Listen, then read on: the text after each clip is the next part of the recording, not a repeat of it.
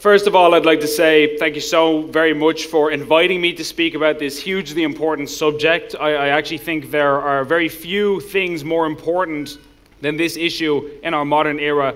And honestly, people like yourselves taking the time out of your busy schedules to come here and discuss this matter is not only admirable, but it's courageous to do in our current cultural climate. And so I would invite you to have a round of applause for your neighbor for having the moral courage to be here tonight and to discuss this.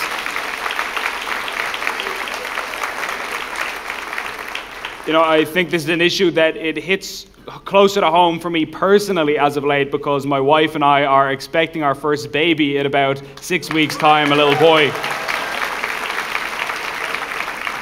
And actually, I should probably correct myself, because I say my wife and I are expecting, but looking at the 3D scans of this baby, she's not actually convinced that she contributed any DNA at all. She says she's totally identical to me, so he may just be a clone of some kind. But either way, the point is, when you have actual skin in the game and a child of your own, these issues feel different, don't they? I think that this isn't just another political issue anymore, like taxation policy or infrastructure projects. This is about your baby boy or your baby girl and their innocence. And we all know that as a parent, that's more precious to you than gold. And that's why this issue is such a line in the sand for so many otherwise meek and non-confrontational people. That's why it's so emotive. And you know, very briefly, before I get into the issue at hand in any kind of detail, I think it's worth noting that when it comes to subjects that pertain to the family unit, it's no surprise that you typically find a disproportionate number of Christians at the forefront of those debates. And of course, there are many non-Christians who also feel strongly about these issues. You don't have to be Christian or even religious to take an interest in what your child is learning, obviously. But Christians tend to play a significant role in debates that impact on the family. And I think that's because the story of Christianity's central figure begins with a child and his parents. Many other religions through history were centered around the campaigns of generals or kings or adult princes, but the Christian story begins with a poor mother named Mary and a humble father named Joseph cradling their beloved newborn son in a stable. They were a family with no wealth to speak of except the wealth which truly matters, which is the mutual love between them. And so from that day to this, for thousands of years now, Christians have loved the family and fought unceasingly to protect and preserve it. And I don't think that's a coincidence. So who else would you expect to find at the front lines of these issues but people of that faith? So that's why this subject matters to me, and that's why it matters to you, presumably. And so what is the problem exactly with Ireland's proposed SPHE curriculum? What is all the fuss about here? Well, fundamentally, it comes down to whether we want our children to be informed and taught things that are true, or deceived and taught things that are false. That is the question facing us at its most basic level. Because when you have the government's official national curriculum body encouraging the teaching of gender ideology and so on at schools, as if it was objective fact, that is false. It's not a fact that people can be biologically born as a male, but then later become female or vice versa. That is an opinion which is held by certain people in society, and dare I say it, it's an incoherent opinion. It's an opinion that doesn't make sense, although people are of course welcome to it. Because in this world, there are all sorts of strange beliefs and opinions about all sorts of subjects. There are people who believe in astrology and zodiac star signs, who follow that religiously. There are people who believe in ghosts. There are people who believe in the Loch Ness Monster or Bigfoot, or that Elvis is still alive hanging out in the Bahamas somewhere.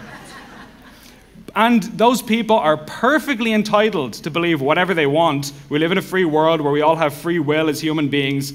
But what you're not entitled to do is teach these things to my children from a position of authority as if it's a fact, because it's not.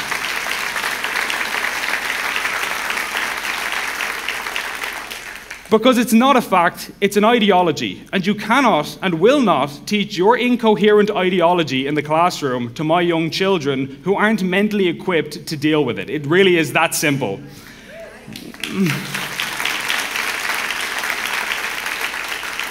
And especially not, by the way, when you go beyond the basic tenets of gender ideology and you start delving into identities like non-binary, the idea that you can be neither a male nor female, but a third unspecified gender entirely. In fact, some of you may have seen a clip from last year where the then leader of the Seanad, Fine Gael Senator Regina Doherty, told the Scottish Parliament that there are about 9 genders. So about 9. It could be 8, it could be 10. It's kind of a rough ballpark figure. And when I asked Taoiseach Leo Varadkar what is the government's position on how many genders there are, he said that they have no official position on that. So the jury is still out. So this is what we're dealing with, or even stranger still, the idea of somebody being gender fluid, which is the notion that you can be a man one day and a woman the next day and switch back and forth between them depending on the mood or the hour. So I could potentially start this speech as Ben and then finish it as Brenda, and everyone here has to respect that apparently. So this is not credible, it's not science, it's a view held by some radical ideologues with fringe beliefs, and it has no place in any school curriculum so far as I'm concerned.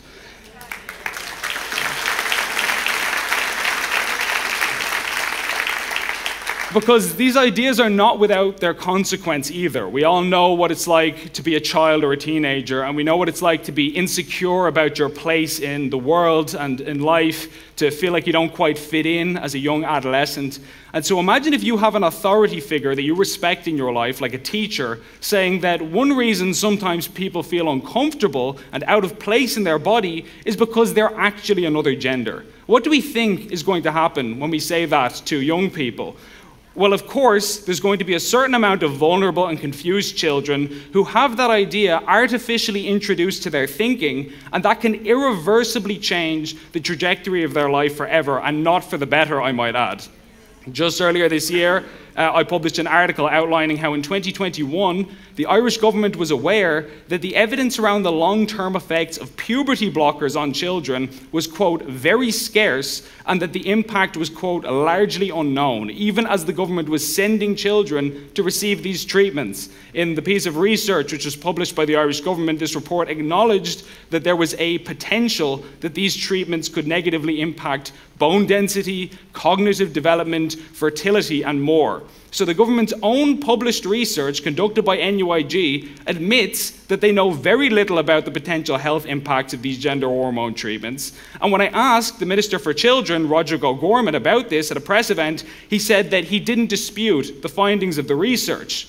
And yet, at the same time, we want to teach children about an ideology which often leads down this path. It often leads to treatments which the government freely admits are potentially risky and experimental. How is that responsible? How can anyone with a shred of common sense or a conscience stand over this?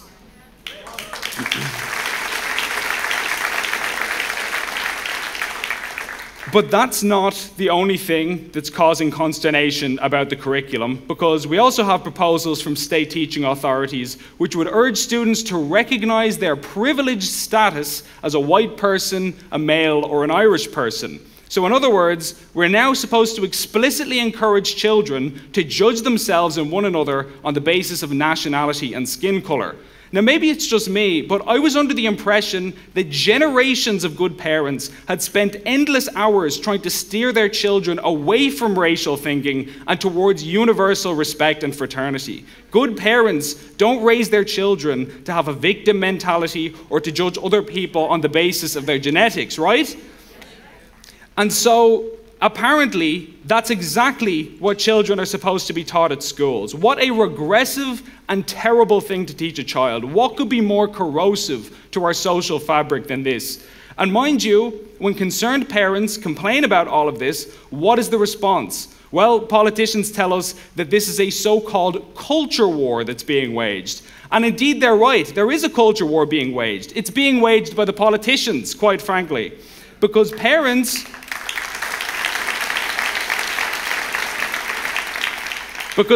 were minding their own business for years. They were perfectly happy sending their children to school to learn about maths and history and world languages and geography and science, and no one had a problem with any of this. But into this piece, the politicians are the ones who took it upon themselves to take controversial, unproven political ideology, largely imported from America, and insert it into the classroom where it never was before. And then when parents complain about this, they call it a war. You know what I call it? Inevitable. Of course people were going to have a problem with this and object to it. Of course there was going to be blowback.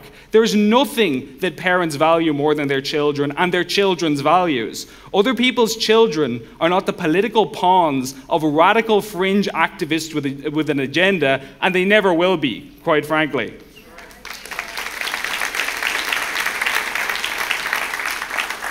So if this is a culture war, it's a war of their own making, because no one asked for this, no one was consulted about this, and nobody should have to accept this against their will. Because I don't want to live in a society where vulnerable children are being deliberately confused about their fundamental identity. I don't want to live in a country where people are judging each other and looking down on each other along racial lines. That's not a country I recognize, and it's not a country that I will accept for my child, and I hope that you feel the same way. God bless and Aaron Gabrath.